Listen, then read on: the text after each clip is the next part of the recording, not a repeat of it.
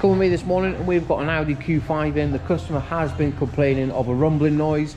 The faster they go, the louder it gets. Now I have been down the road and taken it for a test drive before we start, and I have diagnosed it to be the driver's side front wheel bearing. Now that we've got the vehicle in the air, we can confirm, but it is this wheel bearing. Just by giving it a spin, and you can hear it is nice and noisy. Now there is many ways you can check a wheel bearing. You're not going to get nothing side to side, but if you've got any play, it's going to be up and down mainly. And also if you can't hear it that well, literally give it a spin and put your hand on the shock absorber and you can feel a vibration through the strut. Now for anybody that knows, these central drive shaft nuts, they can be murderously tight.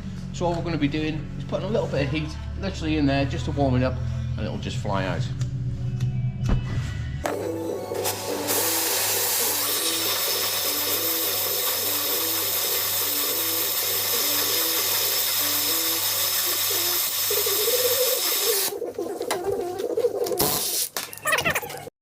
Now we need to move around and we need to get the caliper carrier off with the two securing bolts at the back, and then we can remove the disc with the T30 there.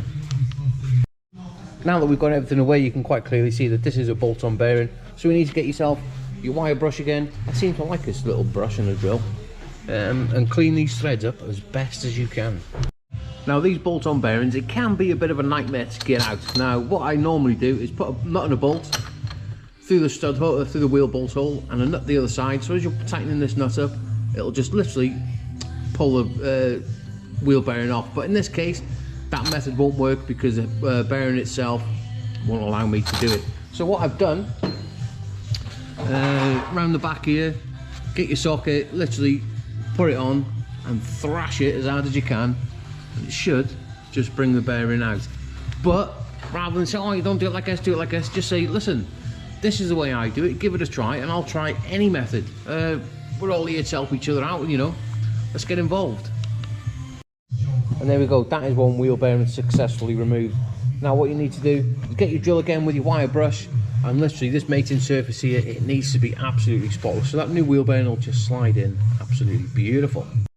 Now the new wheel bearing has arrived, but it hasn't got the drive flange on it, so what we need to do is knock out the old one, and then we need to remove this inner race here. There's lots of ways you can do it. You can cut a grinder or what have you, but my preferred method is oxyacetylene, because it's cleaner and a lot neater.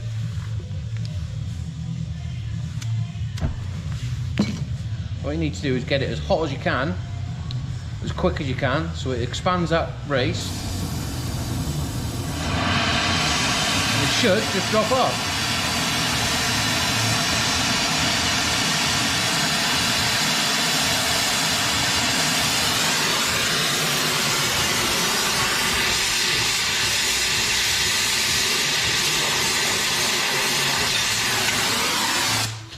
Perfect. Now if you do it right and you're not faffing about with the heat, you will not be damaging this drive flange whatsoever. So anyway, let's get this drive flange pressed into the new wheel bearing. And there we go, that is one drive flange pressed back onto the wheel bearing. All we've got to do now is mount it back to the vehicle. As you can see, it's clean enough for this wheel bearing to be installed. Now it can be a little bit tricky,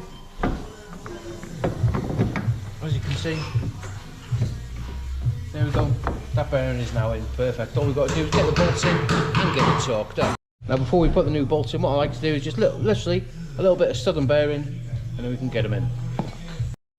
And there we go, that is one wheel bearing replaced. The bolts securing it to the steering knuckle are 70 Newton meters and 90 degrees. And I've also just put some little washers just to stop this back plate from rattling loose, as they had broke away already. Anyway, let's get it all built back up. And there we go, that is all built back up. And for anybody that knows that these centre bolts, they are murderously tight. So it's 200 Newton meters and then 180 degrees when it's on the floor. So what we've done, we've taken the centre cap out of the wheel so we can get the socket through. And there we go, that is the vehicle back on the floor and everything is torqued up to spec. I'm going to take it down the road now for a bit of a test drive, make sure we've got no warning lights on the dashboard. And yeah, we're going to get it sent.